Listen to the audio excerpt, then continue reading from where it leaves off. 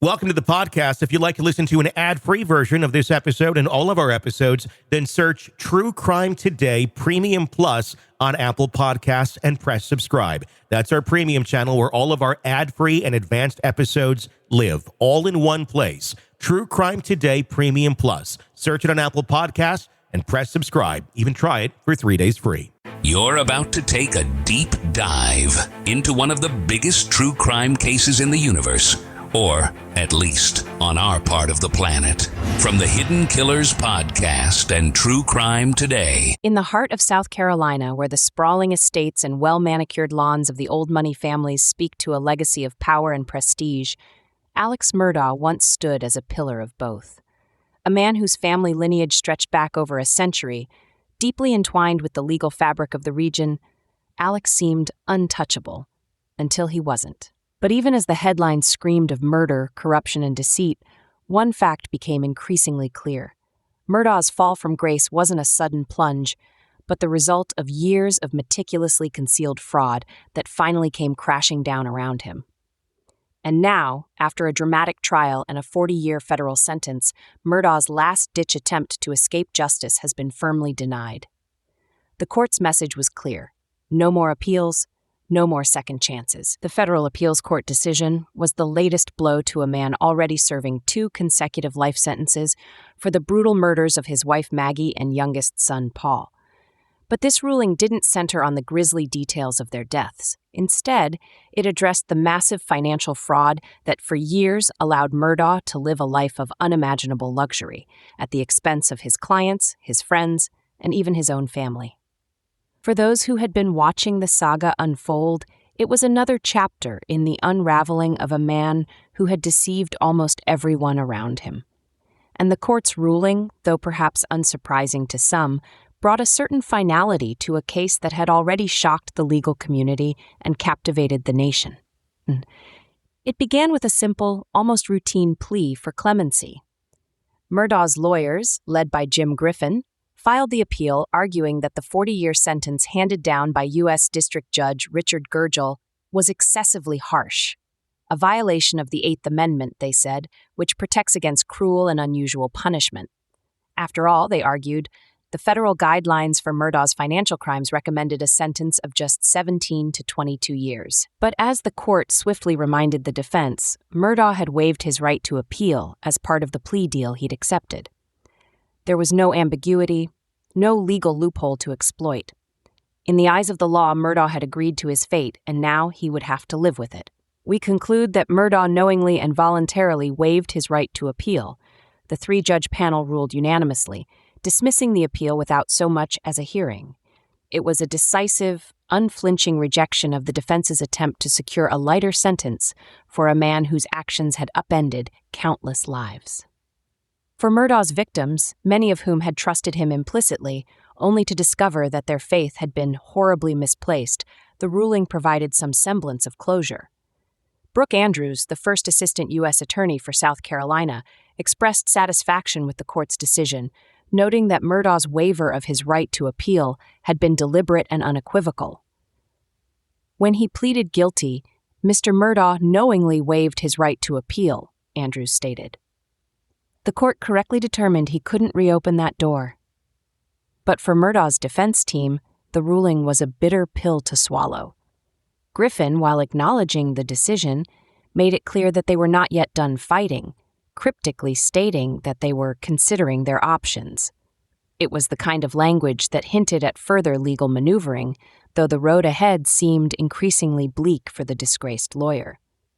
The irony of Murdaugh's appeal, that the very deal meant to spare him from the harshest legal consequences was now the reason he couldn't escape his sentence, was not lost on those following the case. For years, Murdaugh had crafted a reputation as a man who knew how to work the system, who could manipulate the levers of power to his advantage. But in this case, the system had worked against him, and there would be no redemption. Judge Gurgel, who had presided over Murdaugh's sentencing, had made it clear why he chose to exceed the recommended guidelines. Murdaugh's crimes, Gurgel argued, were not just about the money stolen or the lives ruined. They represented a betrayal of the legal profession itself. The defendant's conduct has brought disgrace and disrepute to himself, his law firm, the Hampton County Bar, the South Carolina Bar, if not the entire court system, Gergel stated during the sentencing. And while disgrace might not be a crime in itself, Gergel had made it clear that Murdaugh's actions warranted more than just a slap on the wrist.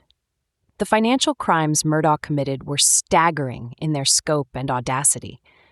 Over the course of more than a decade, he embezzled millions from clients, many of whom were already vulnerable.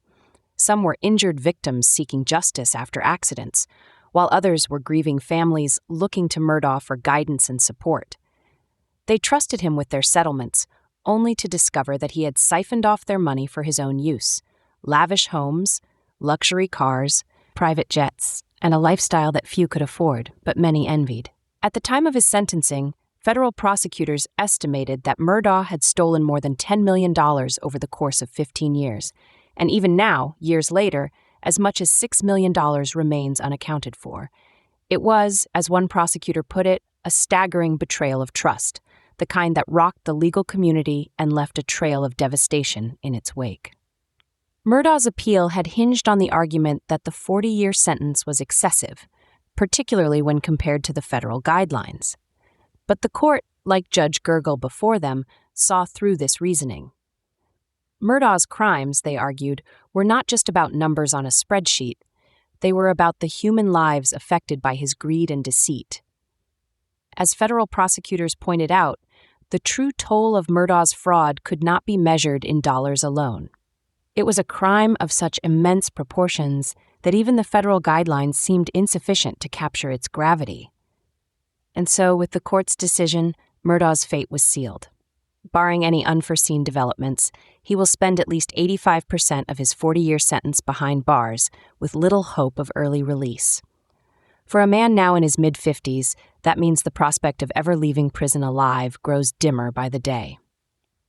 Of course, the appeal had not been without its moments of legal wrangling. Murdaugh's defense team had argued that Judge Gergel's decision to exceed the guidelines was in itself grounds for appeal.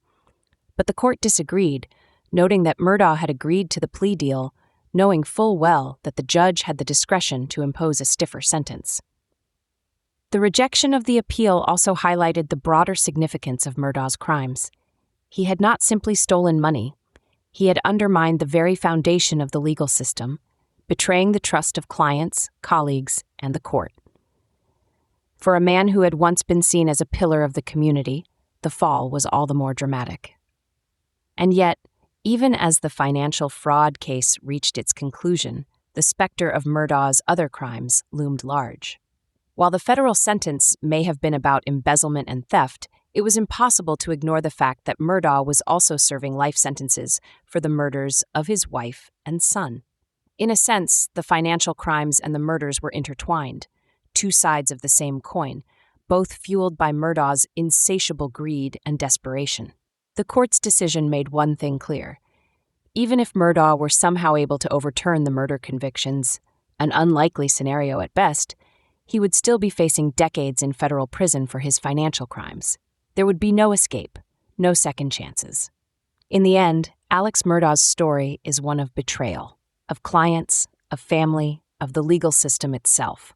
For years, he lived a double life, presenting himself as a trusted lawyer and community leader, while secretly lining his pockets with stolen money. But now, as the court's decision makes clear, the charade is over.